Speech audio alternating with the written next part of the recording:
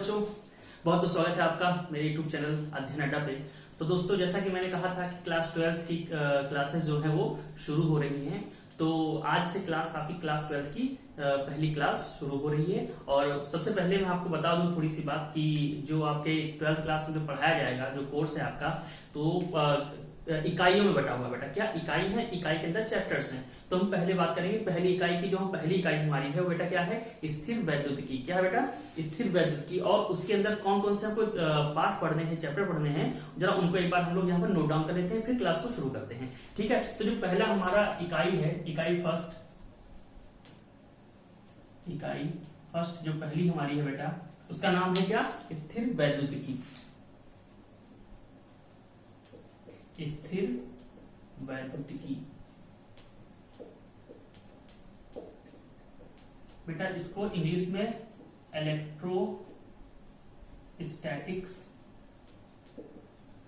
Electrostatics कहते हैं English में। इस इकाई के अंदर हमको 4 पाठ पढ़ने हैं। पहले हम 4 पाठों को एक बार देख लेते हैं कि हमको कौन कौन सा पाठ पढ़ना है। नंबर 1 जब लिखते हैं बेटा, जो पहला पाठ हमारा है वह है कूलाम का नियम। पहला है हमारा कूलाम का नियम तथा वैद्युत क्षेत्र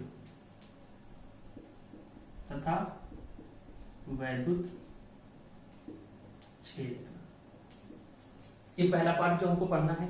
दूसरा पाठ जो हमारा है बेटा वो है हमारा वैद्युत फ्लक्स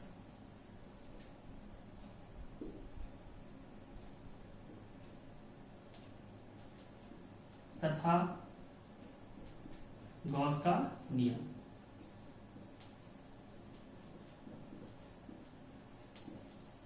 ये दूसरा पार्ट हो गया हमारा। तीसरा जो पार्ट है हमारा बेटा वो है वैद्युत विभव।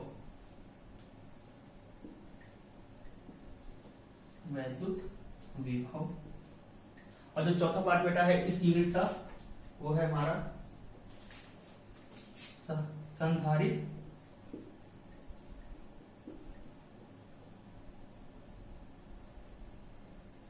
तथा परावैद्युत।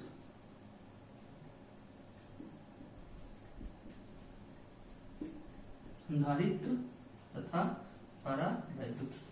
तो बेटा ये 4 चैप्टर हैं। ये 4 जो हमारी चैप्टर हैं इनको पढ़ेंगे। ये 4 पार्ट हम पढ़ेंगे किस इकाई के अंदर? स्थिर वैद्युतिकी के अंदर। ठीक है बेटा, इनको अलग अलग हम पढ़ेंगे कि ये आखिर है क्या, और इस प्रकार हमारी पहली इकाई कंप्लीट या खत्म हो जाएगी। तो आज जो हमारी क्लास बेटा है वो पहले हम शुरू करते हैं कौन सा यूनिट से? पहली हमारी यूनिट है कूलाम का नियम तथा वैद्युत क्षेत्र। कूलाम का नियम तथा वैद्युत। तो बेटा पहला हमारा पाठ है कूलाम का नियम तथा वैद्युत क्षेत्र। इसकी शुरुआत करते हैं और जरा इसके बारे में बात करते हैं कि ये आखिर इसके पीछे क्या लॉजिक है और कहां से ये चीजें निकल के आती हैं। तो सबसे पहले बेटा कूलाम का नियम को पढ़ने से पहले हम उसके पीछे थोड़ा जाएंगे कि कूलाम का नियम तो पढ़ेंगे, तो उसके पीछे किस पे डिपेंड है, कहां से आया, और उसके पहले जो छोटी छोटी चीजें हैं पहले उनको हम एक बार पढ़ते हैं। सबसे पहले बात करेंगे बेटा वैद्युत आवेश की। किसकी बात करेंगे बेटा? वैद्युत आवेश। अब ये नया वर्ड होगा, बहुत लोग को नहीं शायद सुना होगा, बहुत लोगों ने सुना होगा, तो कोई दिक्कत घबराने की जरूरत नहीं, हम बताएंगे आपको। तो बेटा सबसे पहले बात करते हैं हिस्ट्री, चलते हैं बहुत पहले बेटा, लगभग 2500 साल पहले क्या हुआ कि एक यूनानी दार्शनिक थे, नाम था उनका थेल्स। क्या नाम था? थेल्स। तो उन्होंने क्या किया, उन्होंने कुछ ऐसा कुछ कर रहे होंगे या कुछ ऐसा हुआ या कोई ऐसी घटना हुई, उन्होंने क्या किया कि अंबर और ऊन को रगड़ा था। मतलब घटना कुछ कर रहे हो सकता है उन्होंने रगड़ा हो या जान के रगड़ा हो या अनजाने में रगड़ गया हो। तो अंबर और ऊन को जब उन्होंने रगड़ा और उसके बाद जब वो अंबर को लेके आए, कितने हल्के कागज के पास लेके आए या हल्की वस्तु के पास लेके आते थे, तो उन्होंने देखा कि ये उस चीज को अपनी तरफ खींच लेता था, अपनी तरफ चिपका। जैसे चुंबक नहीं बेटा लोहे को चिपका लेता है, ऐसे ये क्या करता था, जैसे रगड़ा और रगड़ने के बाद किसी हल्की वस्तु के पास लेके आए तो उस चीज को हल्की उसको अपनी ओर खींच लेता था। तो उनके दिमाग में ये बात आई कि ये शक्ति इसके अंदर आती कहां से है, ये कहां शक्ति आती है कि उसको खींच लेता है। उस टाइम उन्होंने ये बात दिमाग में उनकी आई, लेकिन उस टाइम किसने ध्यान नहीं दिया। और लगभग 1000 वर्षों तक बेटा क्या हुआ कि ये बात किसी के दिमाग में आई नहीं कि ऐसा कुछ होता है। और 2000 वर्ष के बाद लगभग सन 1600 में एक इंग्लैंड के वैज्ञानिक डॉक्टर गिलबर्ट ने देखा कि सिर्फ अंबर और ऊन के साथ नहीं है। किसी भी दो चीज को अगर हम रगड़ते हैं तो उसके अंदर भी यही गुण आता है। अगर रगड़ देते हैं कि दो चीज को तो क्या करेगा, जो वस्तु है वो हल्की वस्तु को चिपकाने लगती है अपनी तरफ से। तो ये बात दिमाग में खटकी कि नहीं, अगर ऐसा है तो कुछ ना कुछ तो है जिसके कारण ऐसा होता है। तो वहां से बेटा एक चीज लोगों के दिमाग में आई कि जब हम दो चीज को आपस में रगड़ते हैं तो कोई ना कोई गुण उसके अंदर ऐसा आ जाता है जिसके कारण वो चीज को अपनी ओर खींचने लगता है। तो उस समय कहा गया कि जब भी कोई दो चीज को रगड़ते हैं तो क्यों खींचता है, ताकि ये चीज एक एग्जम्पशन किया गया कि इसके अंदर कोई आवेश आ जाता है। क्या बेटा, कैसा आवेश आ जाता है जब हम दो चीज को रगड़ेंगे। फॉर एग्जांपल अगर हम इसको रगड़ रहे हैं तो रगड़ने के कारण इन दोनों पर क्या बेटा कुछ आवेश आ जाता है जिसके कारण वो चीजों को अपनी ओर चिपकाने लगता है। तो जब हम किसी चीज को रगड़ते हैं तो उसके अंदर आवेश आने के कारण उसके अंदर ये शक्ति आती है कि हल्की वस्तु को अपनी ओर खींच लगता है। तो जब हम वस्तु को रगड़ते हैं तो आवेश जब आता है तो आवेश आने के कारण उस वस्तु को क्या कहा गया बेटा, आवेशित वस्तु। जब उसमें आवेश आ जाएगा तो उस वस्तु को कहा गया आवेशित वस्तु या आवेश पदार्थ, जो भी है वो कहा जाएगा, वो आवेशित हो जाएगी। तो बेटा अगर हम आवेश की बात करें, आवेश की परिभाषा की बात करें तो क्या कह सकते हैं, आवेश बेसिकली वह किसी पदार्थ को रगड़ने पर उसके अंदर उत्पन्न वह गुण जिसके कारण वह किसी दूसरी वस्तु को अपनी ओर खींचने लगता है। क्या, अपनी ओर खींच लगता है। तो वह गुण उत्पन्न होने का जो कारण है बेटा वो क्या है बेटा, आवेश है। आवेश के कारण ही उसके अंदर खींचने की शक्ति आ जाती है और वह वस्तु आवेशित हो जाती है।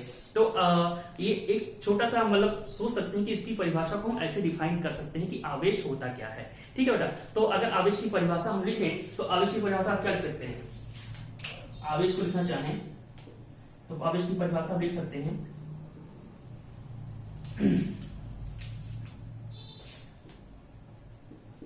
किसी वस्तु को रगड़ने पर मतलब बेटा क्या, उसमें दो चीज को रगड़ते हैं तो बेटा क्या होता है, घर्षण। तो घर्षण के कारण बेटा क्या होता है, उसके अंदर आवेश उत्पन्न होता है। रगड़ने क्या कहते हैं बेटा, घर्षण। किसी वस्तु को रगड़ने पर उसमें घर्षण के कारण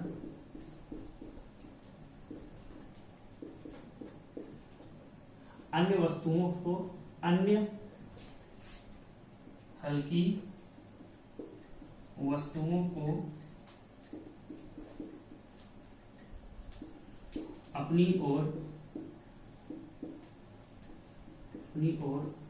आकर्षित करने का गुण आ जाता है।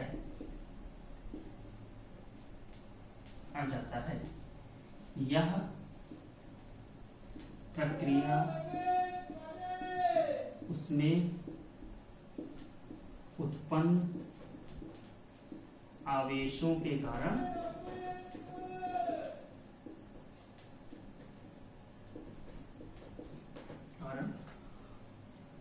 होती है। ठीक बेटा, तो आवेश के कारण ही इसके अंदर ये प्रक्रिया उत्पन्न होती है। ठीक बेटा, तो ये परिभाषा आवेश की परिभाषा नहीं, आवेश का गुण दिखाया गया कि आवेश का गुण होता है। ठीक है बेटा, तो अब आगे बात करते हैं आवेश, थोड़ा सा आगे चलते हैं हम। तो बेटा आवेश के बारे में पढ़ लिया, अब हम बात करते हैं, नेक्स्ट टॉपिक हमारा है आवेशों के प्रकार के बारे में। क्या बेटा, आवेश कितने प्रकार के होते हैं। तो इसको पढ़ने से पहले बेटा एक एक्सपेरिमेंट हम आपको बताते हैं कि जो किया गया था और फिर देखा गया कि इसमें क्या हुआ। तो बेटा एक्सपेरिमेंट ये था कि हमने क्या किया, एक कांच की छड़ ली, कांच की छड़ ली और उसको एक रेशम लिया, रेशम जो धागा होता है रेशम का, कोई भी रेशम ले लियो। तो कांच की छड़ ली, रेशम ली और एक तरफ लिया बेटा अबुनास की छड़ ली। अबुनास एक होता है उसकी छड़ ली और बिल्ली की खाल ली। ठीक बेटा, तो अब ये लिया गया। अब बेटा क्या किया गया, एक्सपेरिमेंट करने के लिए किया गया ये कि कांच की छड़ को रेशम से बेटा रगड़ा गया। ठीक बेटा, कांच की छड़ को रेशम से रगड़ा गया। ध्यान रखना, देखो कांच की छड़ को बेटा किससे रगड़ा गया, रेशम से रगड़ा गया। अब मान लो बेटा ये कांच की छड़ है, मान लो बेटा ये कांच की हमारी छड़ है, ये कांच की हमारी छड़ है, इसको रेशम से रगड़ा गया। तो इस कांच के छड़ को हमने एक धागे पे लटका दिया। इस कांच की छड़ को हमने एक धागे पे लटका दिया और एक और कांच की छड़ लिया, एक और कांच की छड़ लिया और उसको दोबारा फिर से रेशम से रगड़ा, दोबारा फिर से रगड़ा, ठीक है। वही सेम, मतलब दो कांच की छड़ थी, एक और रगड़ा, लटका दिया और दूसरी कांच की छड़ को फिर रेशम से रगड़ा और उसको इधर लटका दिया। देखो बेटा, इधर लटका दिया, ये दूसरी कांच की छड़ है, ये पहली हो गई और ये दूसरी कांच की छड़ हो गई और लटका दिया गया और दोनों को बेटा क्या नजदीक लाया गया। दोनों को जब नजदीक लाया गया तो बेटा क्या हुआ, देखा गया कि ये वाली जो कांच की छड़ है ये इधर भाग रही थी और ये वाली इधर भाग रही थी, मतलब कि दोनों एक दूसरे से दूर भागने की कोशिश कर रही थी। दोनों को लटका के जब नजदीक लाया गया तो दोनों दूर भाग रही थी, ठीक बेटा। ये देखा गया इस केस में। सेम ऐसा इधर देखा गया, इसमें क्या किया बेटा, अगुनास की छड़ ली गई और उसको रगड़ा गया बिल्ली की खाल से। किससे रगड़ा गया बेटा, अगुनास की छड़ ली गई और बिल्ली की खाल से रगड़ा गया। फिर देखो क्या होता है बेटा, अगुनास की छड़ ली गई तो यहाँ पर अगुनास की छड़ को लटका दिया गया, ये अगुनास की छड़ को यहाँ पे लटका दिया, पहला अगुनास की छड़। और फिर क्या बेटा किया गया, एक दूसरी अगुनास की छड़ ली गई और फिर उसको बिल्ली की खाल से रगड़ा गया, उसको यहाँ लटका दिया गया, यहाँ पे दूसरा लटका दिया गया। और इसको फिर जैसे नजदीक लाए तो फिर देखा गया जो वहां हो रहा था वही यहाँ हो रहा था, मतलब कि ये भी दूर भाग रहा था ऐसे इधर की तरफ और ये भी दूर भाग रहा था, मतलब दोनों एक दूसरे से दूर जाना चाहते थे। तो देखा गया बेटा कि वहां कांच की छड़ भी दूर जा रही थी और यहाँ अगुनास की छड़ भी दूर जा रही थी। अब क्या किया गया, अब काम थोड़ा सा उल्टा कर दिया गया।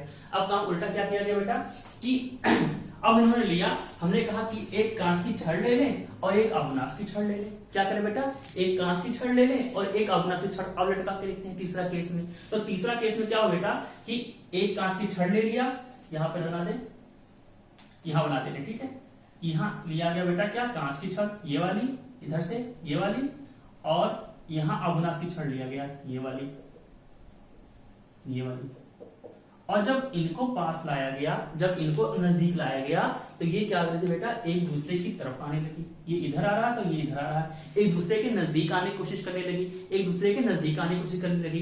तो वहां से एक साइंटिस्ट है फ्रैंकलिन, 1700 के आसपास, उन्होंने एक चीज बताया। उन्होंने बताया कि जो पहला केस था, ये कांच की छड़ और कांच की छड़ दोनों जब एक दूसरे के नजदीक लाई तो दूर जा रही थी, क्योंकि दोनों में समान आवेश उत्पन्न हो रहा था। समान आवेश, क्योंकि भैया दोनों रेशम से लगड़े गए थे, तो जो उसके अंदर आवेश उत्पन्न हुआ था वही इसके अंदर आवेश उत्पन्न हुआ, तो समान आवेश था, इसलिए दूर जा रहे थे, ठीक। और सेम इधर अगुनास की छड़ जो इसके साथ हुआ था कि दो अगुनास की छड़ ली गई थी, एक इधर एक इधर, इनको जब नजदीक लाया गया तो ये भी दूर जा रहे थे। मतलब कि जब इससे इसको रगड़ा गया तो जो आवेश इसमें आया, दूसरी अगुनास की छड़ ली उससे रगड़ा तो जो आया दोनों सेम आवेश रहेंगे, तो ये भी दूर जा रहे थे, ठीक है। तो इससे इन्होंने कहा कि इन दोनों पे जो आवेश है, इन दोनों पे जो आवेश वो समान है इसलिए दूर जा रहे हैं, और इन दोनों पे जो आवेश है वो भी समान है तभी दूर जा रहे हैं। अब आवेश कैसा है ये भी पता नहीं है, ठीक है, कैसा है, मतलब हो सकता है दोनों माइनस माइनस में हो या दोनों प्लस प्लस में हो, ये कंफर्म नहीं है, ठीक है।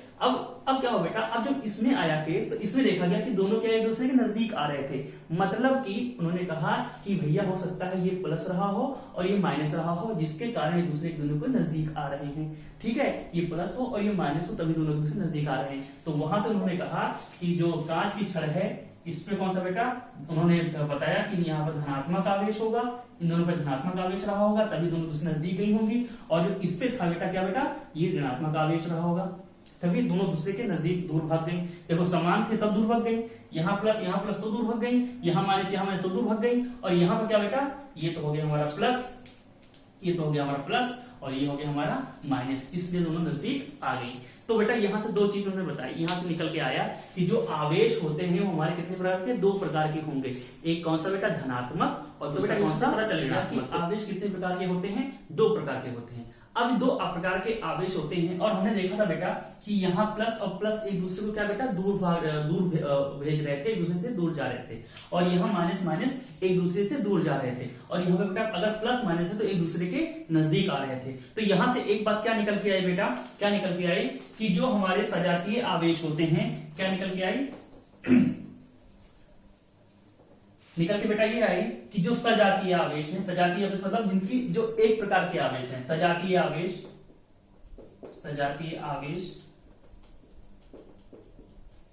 मतलब कि क्या बेटा, या तो वो प्लस प्लस हो, या तो प्लस प्लस हो, या बेटा क्या माइनस माइनस हो। अगर सजातीय आवेश हैं तो बेटा एक दूसरे को क्या करते हैं, ये प्रतिकर्षित करते हैं। प्रतिकर्षित मतलब एक दूसरे से दूर जाने की कोशिश करते हैं। तो सजातीय आवेश का बेटा करते हैं, प्रतिकर्षित करते हैं, प्रतिकर्षित करते हैं। ठीक बेटा। और जो विजातीय आवेश है, विजातीय मतलब क्या, जो अपोजिट, अगर एक प्लस है तो दूसरा माइनस होगा, या अगर एक पहला माइनस है दूसरा प्लस में होगा। तो बेटा जो विजातीय आवेश है,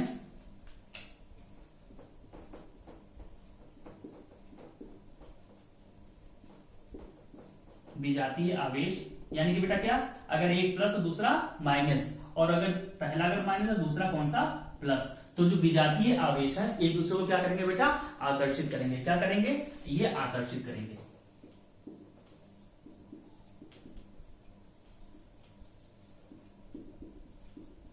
आकर्षित करेंगे। तो बेटा यहां से हमको समझ में आ गया इस एक्सपेरिमेंट के द्वारा कि जो आवेश होते हैं वो दो प्रकार के होते हैं, धनात्मक और ऋणात्मक। और जो सजातीय आवेश होते हैं मतलब प्लस प्लस होते हैं, दूसरे को प्रतिकर्षित करेंगे, माइनस माइनस एक दूसरे को प्रतिकर्षित करेंगे। ये क्या हो गया बेटा, सजातीय आवेश हो गए। और विजातीय आवेश मतलब क्या, अगर एक प्लस है दूसरा माइनस, या दूसरा माइनस और प्लस है तो एक दूसरे को क्या करेंगे बेटा, आकर्षित करेंगे। तो यहां से हमको ये चीजें क्लियर हो गई। तो बेटा अब जो हम बात करने जा रहे हैं क्या है बेटा, इलेक्ट्रॉन सिद्धांत की बात करने जा रहे हैं। इलेक्ट्रॉन सिद्धांत की, इलेक्ट्रॉन सिद्धांत बेसिकली बेटा हम ये जानने की कोशिश करेंगे कि जो उसमें आवेश आया है वह आवेश क्यों आया है और कैसे आता है। ठीक बेटा, अभी तक हमें पता लगा कि आवेश निकल के आता है, आवेश कुछ होता है, लेकिन वो आवेश आता कहां से है, क्यों आता है, उसको समझने की कोशिश करेंगे। और उसको समझेंगे बेटा किससे, इलेक्ट्रॉन सिद्धांत से हम समझेंगे।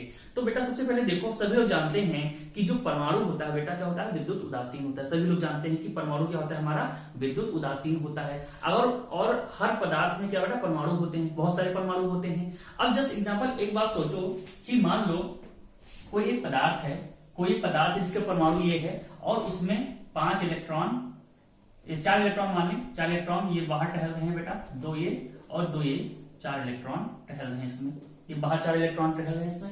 और इसके अंदर जो प्रोटॉन होंगे बेटा कितने होंगे, अगर 4 इलेक्ट्रॉन हो 4 प्रोटॉन होंगे, मतलब इसके नाभिक में कितने बेटा, 4 प्रोटॉन होंगे, नहीं होंगे 4 प्रोटॉन। तो 4 प्रोटॉन और 4 इलेक्ट्रॉन, अभी ये मामला बराबर है। अभी क्या है बेटा, ये विद्युत रूप से उदासीन है, इसमें कोई भी विद्युत इसमें नहीं है, विद्युत रूप से उसमें उदासीन है। लेकिन अगर जस्ट एग्जांपल सोचो कि इसमें से एक इलेक्ट्रॉन को बाहर निकाल लिया जाए, क्या क्या बेटा, इस इलेक्ट्रॉन को बाहर निकाल दिया जाए। अगर इसमें से एक इलेक्ट्रॉन बाहर आ गया तो इलेक्ट्रॉन, अब इसके पास कितने बचे, 3 इलेक्ट्रॉन बचे, 3 इलेक्ट्रॉन बचे और प्रोटॉन कितने अभी पर 4 हैं। तो जब 4 प्रोटॉन इसके पास हैं और इलेक्ट्रॉन 3 ही रह गए, तब बताओ शक्तिशाली कौन हो गया, शक्तिशाली होगा जो ज्यादा है वो शक्तिशाली होगा। यानी इसके पास प्रोटॉन ज्यादा है तो इस प्रोटॉन वाले जो गुण होगा इसके अंदर प्रोटॉन वाला गुण आ जाएगा। मतलब कि इस पूरे इसके ऊपर कौन सा बेटा, धन आवेश आ जाएगा। कैसा आ जाएगा बेटा, धन आवेश आ जाएगा। धन आवेश आ जाएगा, नहीं आ जाएगा, सबने पढ़ा होगा केमिस्ट्री में, पढ़ा होगा। जैसे धन आवेश आ जाएगा, क्योंकि बेटा इसमें से एक इलेक्ट्रॉन बाहर निकल गया है। अच्छा, अब जस्ट वही बात अगला सोचो कि अगर हम कहें कि एक इलेक्ट्रॉन बाहर ना निकाल के एक इलेक्ट्रॉन हम इसके अंदर और दे दें, क्या करते हैं बेटा, एक इलेक्ट्रॉन दे दें। अगर हमने इसको एक इलेक्ट्रॉन दे दिया बेटा तो क्या होगा, अगर हमने इसको एक इलेक्ट्रॉन लाके इसको बाहर से दे दिया, हमने एक इलेक्ट्रॉन दे दिया तो बेटा पहले इसके बाद कितने थे, 4 थे और अब एक लाके दे दिया तो इलेक्ट्रॉन कितने हो गए, 5 हो गए। अब देखो किसकी अधिकता हो गई, कौन ज्यादा बाहुबली हो गया, बाहुबली कौन हो गया, इलेक्ट्रॉन बाहुबली, क्योंकि भैया इलेक्ट्रॉन 5 हो गए जबकि प्रोटॉन कितने रह गए, 4 ही रह गए। और इलेक्ट्रॉन अधिक हो गया इसलिए उसकी अधिकता के कारण इस पूरे उस पर कौन सा आवेश आएगा बेटा, ऋणात्मक आवेश आएगा। कौन सा बेटा, ऋण आवेश आ जाएगा, ऋण आवेश आ जाएगा, नहीं करेगा। तो इस प्रकार हम कह सकते हैं कि धन आवेश ऋण आवेश कुछ इस प्रकार आ सकता है। अब हम बात करते हैं पदार्थ की, जिसपे आवेश आता है उसकी तरफ बात करते हैं। हमने कहा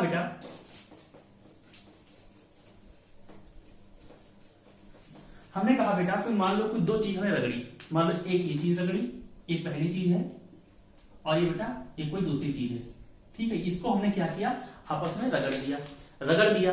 अब रगड़ने के कारण क्या होगा कि हो सकता है, हमको नहीं पता कि क्या होगा, लेकिन ये ऐसा हो सकता है कि रगड़ने पर जो इसमें कुछ इलेक्ट्रॉन थे वो निकल के बेटा इसमें आ गए। मान लो 2 इलेक्ट्रॉन निकल के इसमें आ गए, इसके 2 इलेक्ट्रॉन निकल के इस पे आ गए।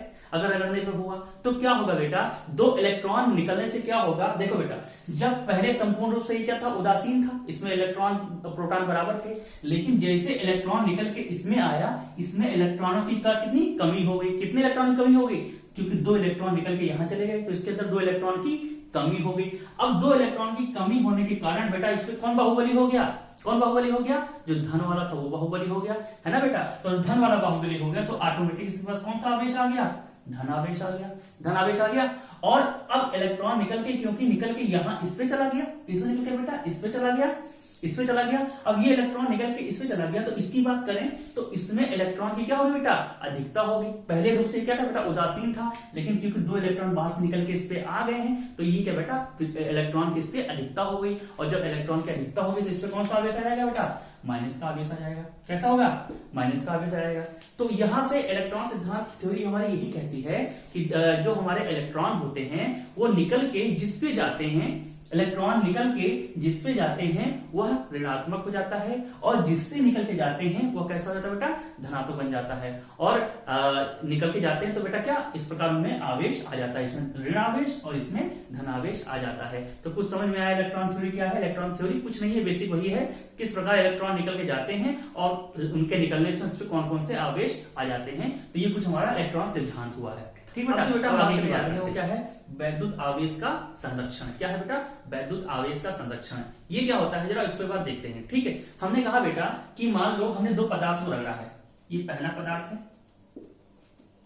और ये हमने दूसरा कोई पदार्थ लिया। ठीक बेटा, ये दूसरा कोई पदार्थ है, इन दोनों को क्या बेटा, रगड़ दिया, घर्षण किया। ठीक है, रगड़ने, अब रगड़ने से क्या होगा बेटा, मैंने पिछले बताया था कि इसमें से इसमें इलेक्ट्रॉन ट्रांसफर होगा, इसमें से इसमें इलेक्ट्रॉन ट्रांसफर होगा, हो सकता है इसमें से इसमें ट्रांसफर हो जाए, मतलब कहीं से भी इलेक्ट्रॉन का आदान प्रदान होगा इधर से उधर। अब मान लो फॉर एग्जांपल लेते हैं, हमने कहा इसमें से 4 इलेक्ट्रॉन निकले और इसमें चले गए। कितने बेटा, 4 इलेक्ट्रॉन, इसमें से 4 इलेक्ट्रॉन निकले चले गए। अच्छा, अब 4 इलेक्ट्रॉन चले गए तो जरा बताओ इस पे कि इस पे जो आवेश आया होगा वो कितना होगा, कितना आवेश होगा, इस पे कितना आवेश होगा। देखो कैसे, अगर 4 इलेक्ट्रॉन इस पे चले गए, पहले तो क्या था भैया, विद्युत रूप से उदासीन था ये, लेकिन जैसे ही 4 इलेक्ट्रॉन निकल के गए तो इसमें 4 इलेक्ट्रॉनों की कमी हो गई। जब 4 इलेक्ट्रॉनों की कमी हो गई तो इसके ऊपर कौन सा आवेश आएगा, धन आवेश आएगा। लेकिन वो धन आवेश कितना आएगा भाई, जितने इलेक्ट्रॉन की कमी हुई उतना ही तो बाहुबली बना, उतना ही तो बाहुबली बना वो। तो 4 इलेक्ट्रॉन के बराबर ही इस पर आवेश आएगा, लेकिन कैसा होगा बेटा, धनात्मक होगा। कैसा होगा, धनात्मक होगा। मतलब इस पे जो आवेश आएगा वो 4 इलेक्ट्रॉन के बराबर ही आवेश आएगा, लेकिन कैसा होगा बेटा, धनात्मक होगा। कैसा होगा, धनात्मक होगा। तो 4 इलेक्ट्रॉन निकल चले गए तो उसकी वजह से इस पे आवेश आएगा, लेकिन कितना, 4 इलेक्ट्रॉन के बराबर होगा। अच्छा, अब इसकी बात करते हैं, इस पे पहले उदासीन था, अब 4 इलेक्ट्रॉन निकल के अगर इस पे आ गए तो इस पे आवेश कौन सा आएगा, ऋणात्मक आएगा। लेकिन किसके कारण आएगा, ये 4 इलेक्ट्रॉन जो निकल के आए हैं इन्होंने तो इसके ऊपर आवेश बना दिया है ज्यादा वाला, तो उसके ऊपर जो आवेश आएगा वो कितना आएगा बेटा, 4 इलेक्ट्रॉन के बराबर ही आवेश आएगा, लेकिन कैसा होगा, ऋणात्मक होगा। ये बात समझ में आई। अच्छा, अब बताओ, देखो इसके पास 4 इलेक्ट्रॉन का पॉजिटिव आया है और इसके पास 4 इलेक्ट्रॉन का नेगेटिव चार्ज आया है। अब ऐसा कैसे हो गया, ऐसा कैसे हो गया कि बराबर बराबर ही है, ये तो नहीं है 4 है यहाँ 5 हो जाए। ऐसा हो सकता है कभी कि यहाँ 4 हो और यहाँ 5 का इलेक्ट्रॉन का आ जाए, ऐसा हो सकता है, नहीं हो सकता। क्यों नहीं हो सकता बेटा, क्योंकि जितने इलेक्ट्रॉन निकले हैं उतने ही तो इस पे जाएंगे। ये तो नहीं कि यहाँ से 4 निकले और इसमें 5 का आ जाए, इसमें 4 निकले यहाँ पर 5 का आ जाए, या यहाँ पे 4 निकले यहाँ पर 3 ही पहुंच पाए। ऐसा हो सकता है कोई, यहाँ से 4 निकले और यहाँ पर 3 ही पहुंच पाए, नहीं हो सकता। तो मतलब कि जितने इलेक्ट्रॉन यहाँ से निकले हैं उतने ही तो जाएंगे। तो मतलब कि हम एक तरह कह सकते हैं कि जो आवेश होता है, आवेश होता है, आवेश को ना हम अपनी तरफ से कुछ बना सकते हैं ना नष्ट कर सकते हैं। ये नहीं कि हम यहाँ से 4 लें लेकिन इसको दें 3, नहीं हो सकता। या यहाँ पर 4 लें और एक अलग से बना के ले आए इसको 5 दे दें, ऐसा नहीं हो सकता। तो आवेश को ना हम निर्माण कर सकते हैं, ना निर्मित कर सकते हैं, और ना उसको नष्ट भी कर सकते हैं। ठीक है, नष्ट भी नहीं कर सकते। तो क्या होता है, आवेश क्या होता है, ये संरक्षण का नियम है। आवेश का क्या होता है, संरक्षण का ये नियम है। संरक्षण मतलब क्या, ना उसको निर्मित कर सकते हैं ना उसको नष्ट कर सकते हैं। जितना यहाँ से लेंगे उतना ही यहाँ पर आएगा। ठीक बेटा, तो ये हुआ हमारा वैद्युत आवेश के संरक्षण का नियम है। सभी को समझ में आ गया, आई थिंक समझ में आ गया। ठीक है, अब बेटा बात करते हैं कि कूलाम की। कूलाम क्या होता है, कूलाम को एक बार समझते हैं, कूलाम क्या होता है। ठीक है बेटा, बेसिकली कूलाम क्या है, आवेश को मापने का मात्रक है। जो अभी हमने आवेश पढ़ा है कि जितनी मात्रा में उसके अंदर आवेश आएगा, तो जो मात्रा दिखानी होती है उसको हम कूलाम में दिखाते हैं। लेकिन उसके पहले जरा हम इसको समझते हैं कि ये आवेश होता क्या है, उसको पहले समझते हैं। ठीक है बेटा, अच्छा सबने पढ़ा होगा कि जो आवेश होता है, जो करंट होता है हमारा, वैद्युत धारा होती है, उसका एक फॉर्मूला होता है। क्या होता है बेटा, वैद्युत धारा, इसके लिए बेटा आई बराबर क्या होता है, आवेश बटे समय। इसको क्या कहते हैं बेटा, Q, और इसको कहते हैं T। यानी कि I बराबर Q बटे T, यानी I बराबर Q बटे T। ये सबने पढ़ा होगा 10th क्लास में कि आवेश को आवेश बहने की जो गति है या उसकी जो समय के अनुसार जो उसकी गति है उसी को हम करंट कहते हैं। सबने पढ़ा होगा कि आवेश के बहने की दर को क्या कहते हैं, करंट कहते हैं। ये सबने पढ़ा होगा। तो यहां से ये आवेश Q है, यहाँ समय है और यहाँ करंट है। अच्छा, यहाँ हमने से अगर हम किसकी बात करें बेटा, अभी तो हम आवेश की बात करें ना, तो हम क्या करते हैं, हम इसकी बात करते हैं, Q की बात करते हैं। तो अगर Q को लेके आए बेटा, अगर Q की वैल्यू निकाल, Q बराबर क्या होगा बेटा, I इंटू टी होगा नहीं बेटा, Q बराबर I इंटू टी होगा। तो हम आवेश की अगर बात करें, Q बराबर I इंटू टी, I यहाँ पे क्या बेटा, वैद्युत धारा है। वैद्युत धारा को किसमें मापते हैं बेटा, एम्पियर में मापते हैं। किसमें मापते हैं बेटा, एम्पियर में। इसको नापते हैं एम्पियर में, और समय किसमें मापते हैं बेटा, सेकंड में। तो एम्पियर सेकंड, जो हम अगर बात करें Q जो हमारा आवेश है, आवेश का मात्रा क्या होगा, एम्पियर सेकंड। एम्पियर सेकंड को ही बेटा क्या कहते हैं, एम्पियर सेकंड को क्या कहते हैं बेटा, कूलाम। क्या कहते हैं बेटा, कूलाम। चाहे एम्पियर सेकंड कहो चाहे कूलाम कहो, चाहे एम्पियर सेकंड कहो चाहे कूलाम कहो। अच्छा, अब इसकी परिभाषा अगर दे रहे हो कूलाम को, तो कूलाम को क्या कह सकते हैं, किसी तार में या किसी विद्युत चालक में, ठीक है बेटा, 1 एम्पियर का करंट, अगर 1 एम्पियर का करंट 1 सेकंड तक प्रवाहित किया जाए, ठीक है बेटा। यहां देखो क्या है, Q बराबर I इंटू टी।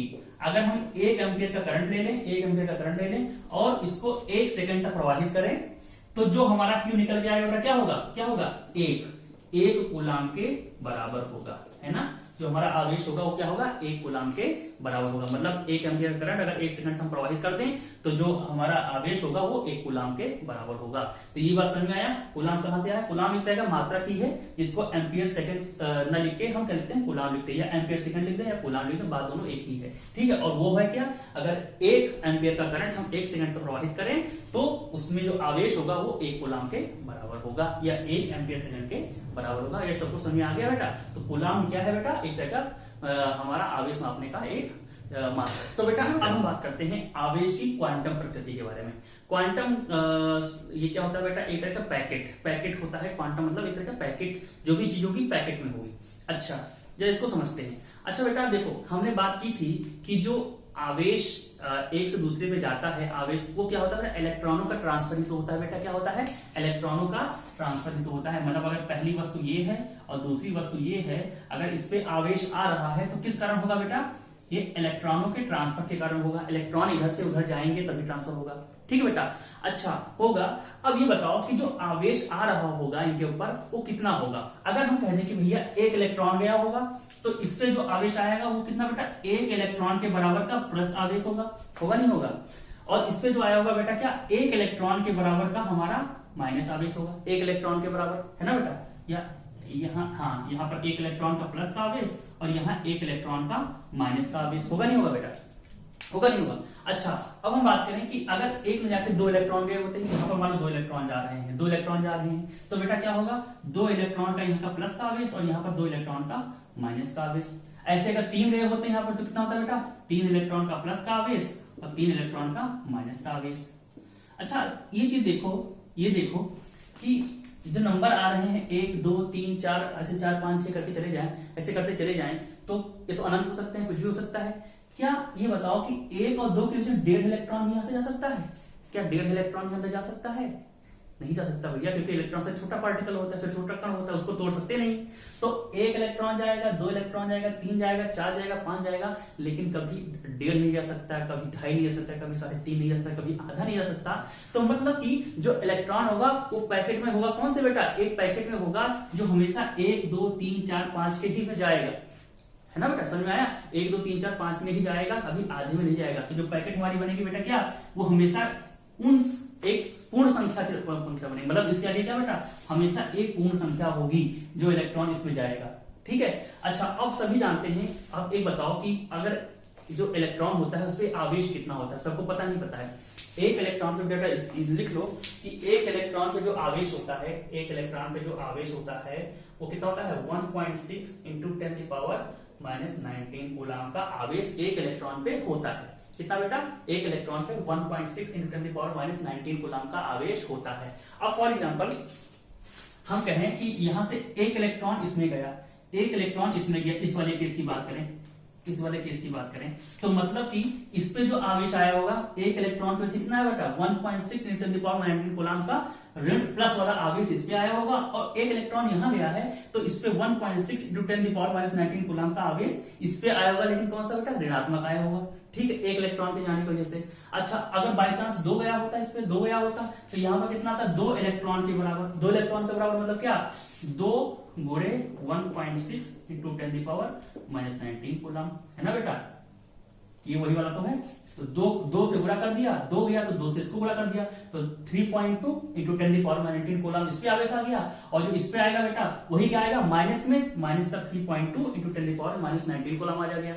और अगर 3 गया होता तो 3 गुणे ई, 3 गुणे ई का कितना मान कितना बेटा उतना है, तो 3 गुना ये 3 गुना हो जाता प्लस में, और ये 3 गुना हो जाता माइनस में। तो हमेशा बेटा गुना होगा, क्या होगा गुना होगा, इतना आवेश होगा गुना होगा, 1 गुना 2 गुना 3 गुना 4 गुना 5 गुना 10 गुना गुना होगा, आधा गुना 1.5 गुना 2 गुना आधा गुना 2.5 गुना 3.5 गुना ये नहीं होगा, हमेशा 1 2 3 का ही गुना होगा।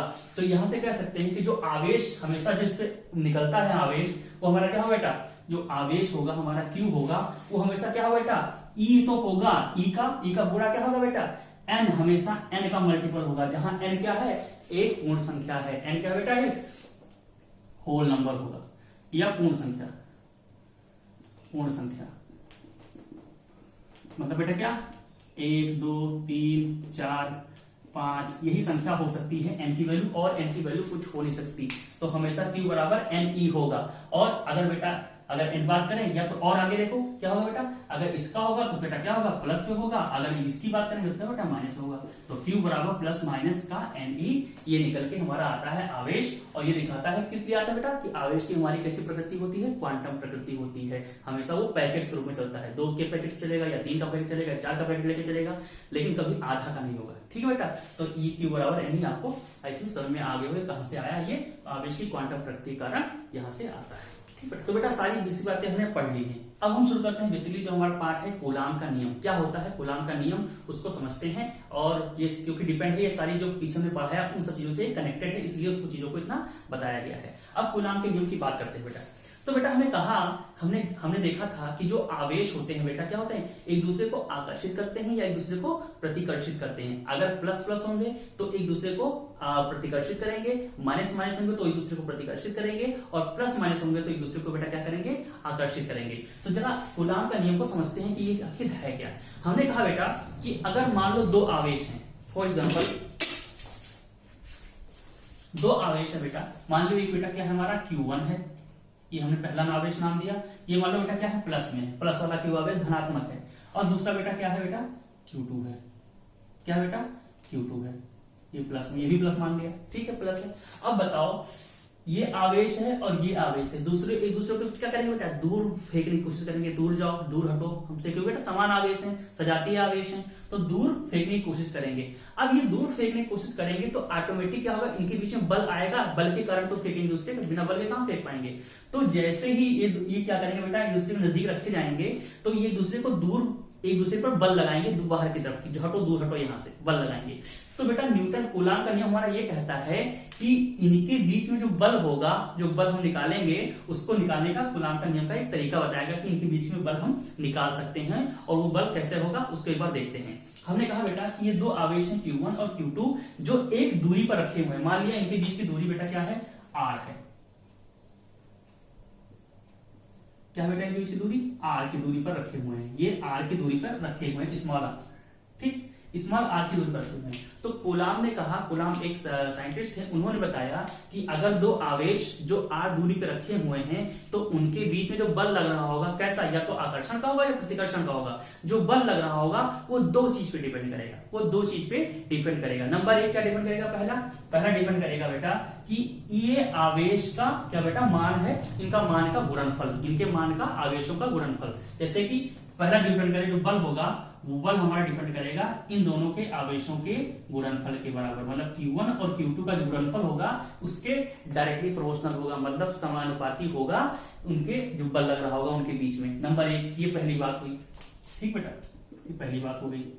अब दूसरी बात उन्होंने ये भी कहा कि जो बल लग रहा होगा ये क्या होगा बेटा इन दोनों के बीच की जो दूरी है, इन दोनों के बीच की जो दूरी है इसका स्क्वायर कर दें, मतलब इसका द्विघात कर दें और उसका व्युत्क्रमानुपाती होगा। मतलब कि जो बल होगा वो क्या होगा, इसका व्युत्क्रमानुपाती इनके बीच की दूरी का, इनके बीच की दूरी का द्विघाती का व्युत्क्रमानुपाती होगा। तो यहां से दो चीज निकल के आई। ठीक बेटा, पहला क्या था कि जो बल होगा वह इन दोनों आवेशों के गुणनफल के समानुपाती, और दूसरा क्या, इनके बीच की दूरी का द्विघात का व्युत्क्रमानुपाती होगा हमारा बल। ये दो चीजें उन्होंने बताई। तो यहां से बेटा अब हम अगर एक फॉर्मूला बना के लिखें इनको, तो कह सकते हैं पहले और दूसरे के अनुसार कह सकते हैं बेटा F इज डायरेक्टली प्रोपोर्शनल, ऊपर क्या होगा बेटा, यहां फर्स्ट और सेकंड के अनुसार लिख लें, फर्स्ट और सेकंड के अनुसार क्या होगा बेटा, जो F हमारा होगा उससे हमारा डायरेक्टली प्रोपोर्शनल क्या बेटा, Q1 Q2 ऊपर हो गया और नीचे क्या होगा बेटा, R स्क्वायर, Q1 Q2 और R स्क्वायर। ठीक बेटा, अब ये बेटा क्या है, डायरेक्टली प्रोपोर्शनल का चिन्ह है। अब सभी जानते हैं कि अगर डायरेक्टली प्रोपोर्शनल का चिन्ह हटाते हैं तो हमारे पास एक कांस्टेंट आता है, एक नियतांक आता है। तो अगर हम इसको हटा के सही से लिखना चाहें तो F बराबर अगर हम लिखें तो क्योंकि यहाँ पर हमने बराबर लिख दिया तो ये डायरेक्टली प्रोपोर्शनल का चिन्ह हट गया, तो यहाँ पर क्या होगा बेटा, इसी जगह नियत आएगा, नियतांक के, इसके लिखेंगे के, आगे क्या बना बेटा, Q1 Q2 upon R square. तो ये फॉर्मूला F बराबर के Q1 Q2 upon R square, ये हमारा कूलाम के नियम के अनुसार ये फॉर्मूला निकल गया है। यानी इनके बीच में लगने वाला जो बल होगा वो K Q1 Q2 upon R square के बराबर होगा।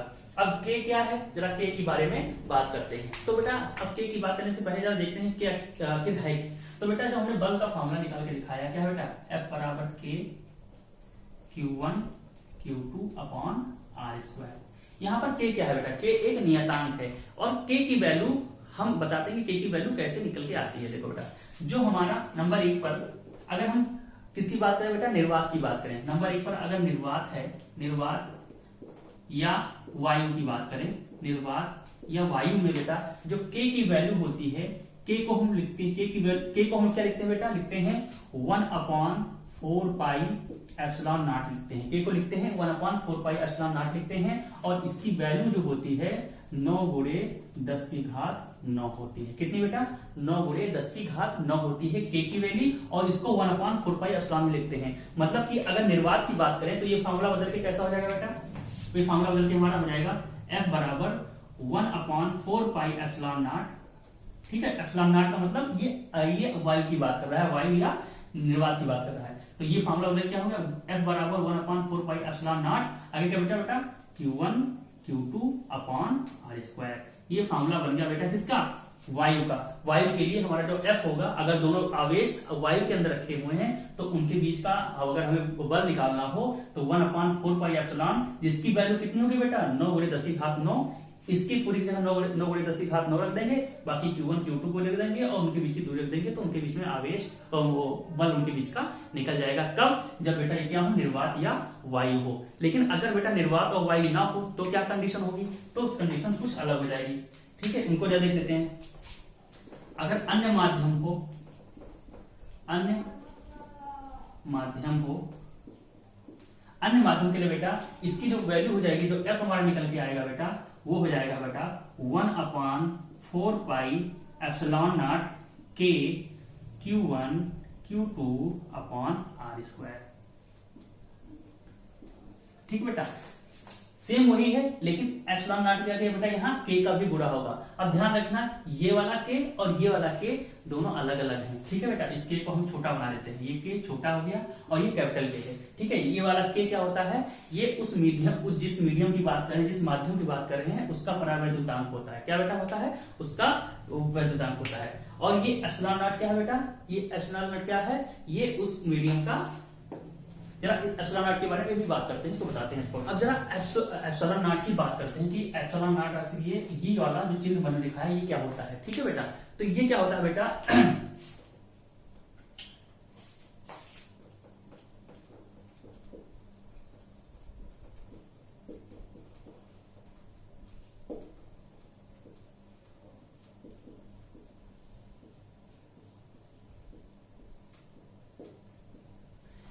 ये एप्सिलॉन नॉट नॉट दिखा रहा है बेटा किसकी, वायु की बात कर रहा है, तो ये होता है परावैद्युतशीलता। निर्वात में परावैद्युतशीलता क्या होगा बेटा, एप्सिलॉन नॉट होगा। अगर इसकी वैल्यू की बात करें तो हमने देखा था अभी कि 1/4 पाई एप्सिलॉन नॉट की वैल्यू कितनी होती है बेटा, 9 गुणे 10 की घात 9 होती है, सबने भी बताया था अभी। और यहां से अगर हम एप्सिलॉन नॉट की वैल्यू निकालना चाहें तो कितना है बेटा, एप्सिलॉन नॉट को उधर ले जाओ, एप्सिलॉन नॉट बराबर क्या आएगा 1/4 पाई गुणे 9 गुणे 10 की घात 9।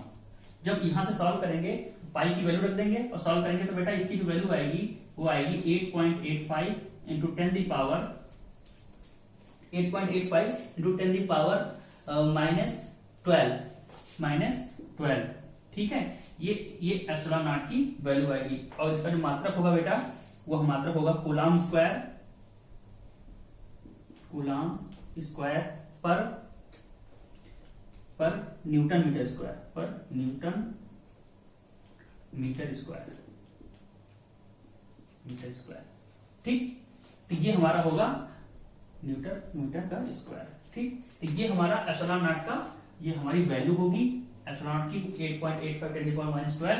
और यहां से हम आंसर निकाल सकते हैं 8.85 10 की पावर -12 करके आंसर हमारा आराम से उसमें आ जाएगा। जब भी क्वेश्चन करना हो तो हम अगर 1/4 पाई एप्सिलॉन नॉट की वैल्यू को डायरेक्ट ये रखेंगे तो ज्यादा क्वेश्चन लंबा हो जाएगा। तो डायरेक्ट हम 1/4 पाई एप्सिलॉन नॉट की वैल्यू क्या रखते हैं, 9 गुणे 10 की घात 9 रखते हैं, या फिर इसको रखो फिर पाई की वैल्यू को सॉल्व करो तो आंसर तो उतना ही आएगा। डायरेक्ट इसको 9 गुणे 10 की घात 9 रख देते हैं। किस केस में, निर्वात और वायु के केस में। ठीक बेटा, तो ये एप्सिलॉन नॉट की हमारी कुछ वैल्यू है।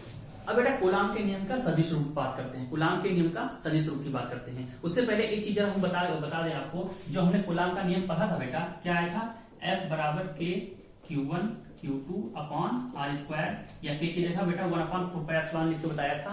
तो हमने बताया था कि दो आवेश अगर है बेटा, ये Q1 और ये Q2, इनके बीच अगर R की दूरी है तो बल निकालने का फॉर्मूला हमारा ये है।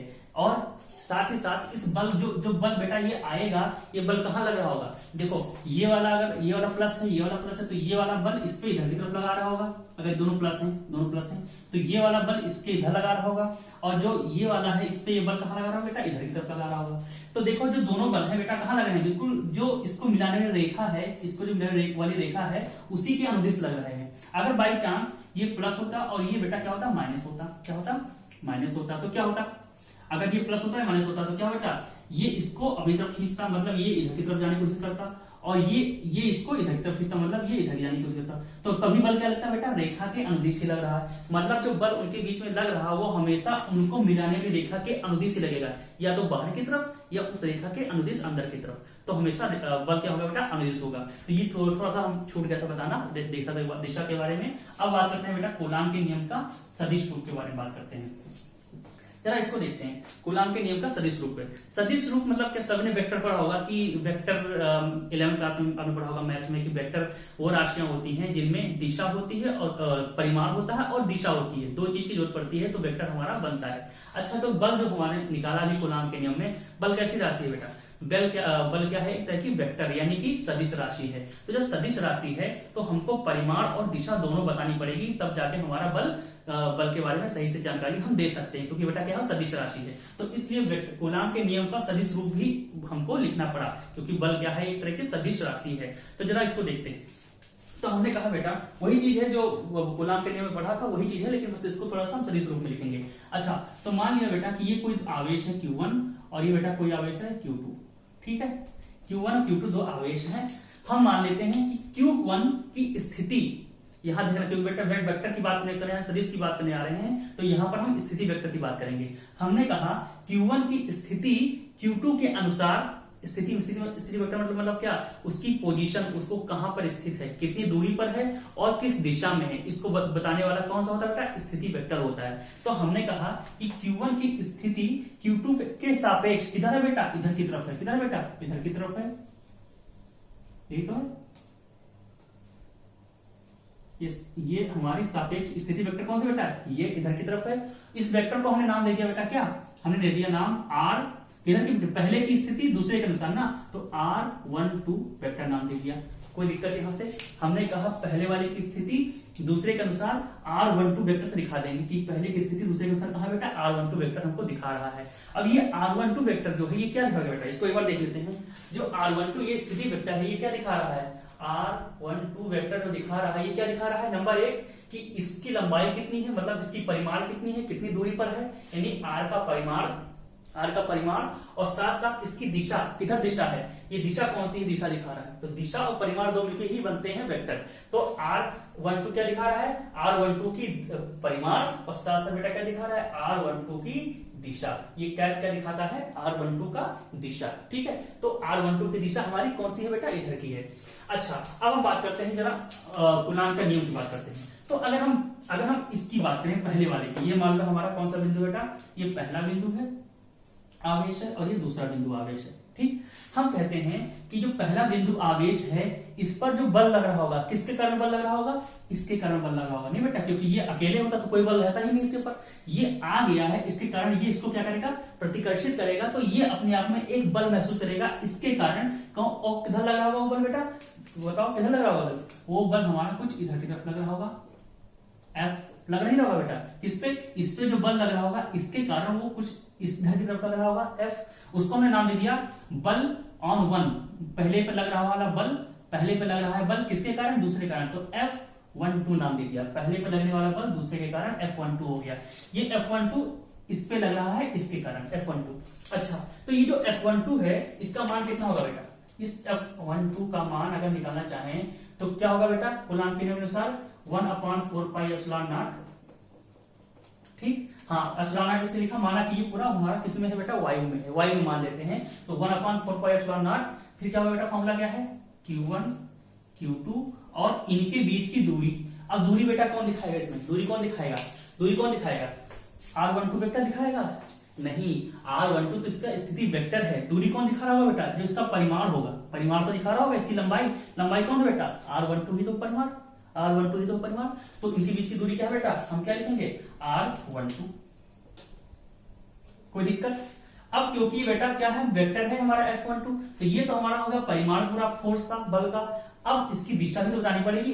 तो ये जो बल लग रहा है F12 किधर लग रहा है बेटा, इधर की तरफ लग रहा है, किधर लग रहा है, इधर की तरफ। और जो स्थिति वेक्टर हमने मानी थी, जो यही वाली दिशा हमने मानी थी बेटा, दिशा कौन दिखा रहा है, R12 का कैप, R12 का कैप ये दिखा रहा है दिशा इधर की तरफ। तो जो बल भी इधर लग रहा है और R12 की दिशा भी इधर है, तो इसकी दिशा कौन सी लिख सकते हैं बेटा, दिशा इसकी लिख सकते हैं R12 का कैप। तो ये हमारा वेक्टर रूप में पूरा लिख दिया। जो F12 का जो मान होगा वो हमारा ये होगा F12 का। ठीक, अब उसी प्रकार जरा F21 की बात करते हैं। F21 मतलब क्या, F21 का मतलब क्या, इसको इधर नीचे लिख देते हैं बेटा ताकि दिक्कत ना हो। यहाँ R12 जो बराबर होगा बेटा R12 और R12 का ये। ठीक, अच्छा हम इसकी बात करते हैं, F21 की बात करते हैं। हमने कहा बेटा कि अब दूसरे की बात करते हैं। तो दूसरे में बल लग रहा होगा पहले के कारण, जो दूसरे बल लग रहा होगा पहले कारण कहां लग रहा होगा बेटा, ये भी प्लस है और यही प्लस है, इस कारण इस पे बल कहां लग रहा होगा, इधर की तरफ लग रहा होगा। इस पे जो बल लग रहा होगा इसके कारण लग रहा होगा, इधर की तरफ लग रहा होगा। तो जो बल लग रहा होगा इधर होगा F। और क्या काम है, दूसरे पे लग रहा है बल पहले के कारण, दूसरे पे लग रहा है बल पहले कारण, तो क्या कहेंगे बेटा, F21 कहेंगे। कोई दिक्कत समस्या? अब इस जो बल लग रहा है इसकी वैल्यू निकाल लेते हैं। तो बेटा यहां से F21 की वैल्यू कितनी आई, F21 की वैल्यू को निकालना चाहें क्या होगा बेटा, वही होगा 1/4πε0 Q1 Q2। अब दूरी क्या होगी बेटा, इनके बीच में दूरी क्या होगी, इनके बीच में दूरी क्या होगी बेटा, वही तो होगी दूरी। अरे दूरी चाहे यहां से यहां नापो चाहे यहां से यहां नापो, दूरी तो वही रहेगी। तो R12 की ही दूरी रहेगी, नहीं रहेगी बेटा, नहीं रहेगी। तो हम क्या सकते हैं, दूरी R12 लिख सकते हैं। और उसके साथ इसकी दिशा किधर बेटा, दिशा तो इसकी बल की इधर है। दिशा की बात करें तो दिशा किधर बेटा, दिशा तो उधर है। और जब उधर दिशा है, हमने तो माना था कि इधर की जो दिशा होती है वो क्या होती है, R12 होगी। अगर इधर की दिशा R12 है तो उधर की दिशा क्या होगी बेटा, उधर की दिशा क्या होगी, वो होगी हमारी R21 होगी नहीं बेटा। इधर की दिशा अगर R12 है तो उधर की दिशा क्या होगी, R21 होगी, है कि नहीं। ठीक है, अच्छा होगी दिशा। अब ये बताओ, ये जो R21 है जो उधर की दिशा है, ये इस दिशा की उल्टी है ना बेटा, मतलब R12 के उल्टी दिशा में ये R12 इधर चल रहा है और R21 उधर चल रहा है, तो दिशा उल्टी है। तो क्या इसकी जगह हम क्या लिख सकते हैं, इसकी जगह हम क्या लिख सकते हैं, इसको हटा दें और इसकी जगह लिख दें, क्या लिख दें, हम R12 ही लिखें, मतलब ये वाली दिशा ही लिखें, लेकिन इसकी जगह क्या लगा दें, माइनस लगा दें, कोई दिक्कत इससे, R12 ही लिखें और इसकी दिशा क्या लगा दें, माइनस लगा दें, नहीं हो सकता, क्योंकि भैया R12 इधर चल रहा है, अगर R12 को माइनस में लिख दें हम तो R21 के बराबर हो जाएगा, उधर की तरफ चला जाएगा, दिशा उल्टी हो जाएगी, तो हमने यहाँ पे माइनस लगा दिया। अब बताओ बेटा कि F12 और F21 इसमें तो कुछ अंतर दिख रहा है आपको, देखो सेम चीज तो लिखा है, अंतर कहाँ है बेटा, बस इसमें ये प्लस में है, ये माइनस में है, ये प्लस में है, ये माइनस में है, तो मतलब कि यहां से निकल आया कि F12 जो है ये बराबर है F21 के, सब बराबर है, बाकी सब बराबर है, लेकिन दिशा कैसी बेटा, उल्टी हो गई, क्या हो गई बेटा, दिशा हमारी उल्टी हो गई, माइनस आने से दिशा हमारी क्या हो गई, उल्टी हो गई, मतलब जो ये बल है और जो ये वाला बल है दोनों बराबर होंगे, जितना बल उधर लगाएगा उतना बल इधर लगाएगा, लेकिन क्या बेटा दिशा दोनों की उल्टी हो गई, एक उधर जाएगा और एक इधर जाएगा, तो इसलिए दिशा दोनों की उल्टी हो गई, तो ये F12 बराबर माइनस F21 है। तो यहां से एक चीज समझ में आया, ये क्या है बेटा, न्यूटन का तृतीय नियम, क्या बेटा न्यूटन का तृतीय नियम तुमने पढ़ा होगा, क्या है कि F12 और F21 दोनों का न्यूटन के तृतीय नियम को ये बेटा तो फॉलो करता है, क्या बेटा इसको ये वेरीफाई करता है या फॉलो करता है, ये यहां से, तो ये कूलाम के नियम का सदिश रूप का बेटा न्यूटन के तृतीय नियम को फॉलो करता है। तो ये कुछ था हमारा न्यूटन का नियम का सदिश रूप, ठीक है, आई थिंक सबको समझ में आ गया होगा, ठीक है। तो बेटा हमने अभी कूलाम के नियम का सदिश रूप पढ़ लिया, अब जरा बात करते हैं इसकी अध्यारोपण के सिद्धांत की बात करते हैं। अध्यारोपण का सिद्धांत ये क्या होता है बेटा, तो इसको समझते हैं। हमने कहा बेटा कि हमारे पास एक निकाय है जिसमें एक से अधिक आवेश हैं और सभी क्या बेटा वायु में रखे हुए हैं, सभी क्या रखे हैं बेटा, वायु में रखे हुए हैं और एक से अधिक आवेश हैं। अभी तक सिर्फ दो आवेश की बात कर रहे थे, दो आवेशों के बीच का बल हम निकाल ले रहे थे आराम से, किसके, कूलाम के नियम के अनुसार। अब हम बात करें कि आवेश अगर कई सारे हों, दो से ज्यादा हो, फॉर एग्जाम्पल हमने कहा बेटा Q1 एक यहां रखा है, एक Q2 यहां रखा है, एक Q3 यहां रखा है, ऐसे करते करते चले जाओ, ऐसे करते करते वही Qn nth बहुत सारे आवेश रखे हुए हैं, हमने कहा Q3 4 5 करके n आवेश रखे हुए हैं, हमने कहा कोई Qn वाला जो आवेश है यहाँ बेटा यहाँ रखा हुआ है। अब हम बात करते हैं कि अगर इतने सारे आवेश रखे हैं तो कुल बल कितना लग रहा होगा, बल निकालते हैं, ठीक है बेटा। तो जरा पहले की बात करते हैं, हमने कहा कि अगर ये सारे आवेश रखे हुए हैं इसके कारण इस Q1 वाले पर कितना बल लग रहा होगा, जरा उसको निकालते हैं। पहले हम Q1 की बात करेंगे, ये सारे आवेश अगर एक निकाय में रखे हुए तो इस Q1 पर कितना बल लग रहा होगा, जरा उसकी बात करते हैं। तो अध्यारोपण का सिद्धांत हमारा यहीं से निकल के आता है। तो बेटा अगर हम बात करें Q1 का बल की बात करें तो देखो बेटा इस पे जो बल लग रहा होगा इसके कारण Q2 के कारण जो बल लग रहा होगा कितना होगा, उस नियम के अनुसार से अगर चले हम कूलाम के नियम अनुसार, तो इसके ऊपर जो बल लग रहा होगा कितना होगा बेटा, F की अगर बात करें उसको मान लें F1 मान लें, इस पे लग रहा होगा 2 के कारण, तो F(R1) ड्यू टू 2, ठीक है। F12 की वैल्यू कितनी होगी बेटा, कितनी होगी 1/4 pi epsilon not Q1 Q2, और इनके बीच की दूरी क्या मान लें बेटा, इनके बीच की दूरी मान लो हम मान लेते हैं R12 मान लें, तो R12 का होल स्क्वायर, ठीक है, Q1 Q2 पर R स्क्वायर, और इनकी दिशा कौन सी बेटा, हम मान लें R12 का कैप, ठीक है बेटा। इस पे जो लग रहा है जो हमने पिछले में पढ़ा था, क्वेश्चन पिछले में पढ़ा था ना बेटा ना कि कूलाम के नियम का सदिश रूप, तो फॉर्मूला कुछ ऐसे निकल के आया था, अगर दो के बीच में निकालना हो तो बेटा कुछ ऐसे फॉर्मूला निकल के आया था।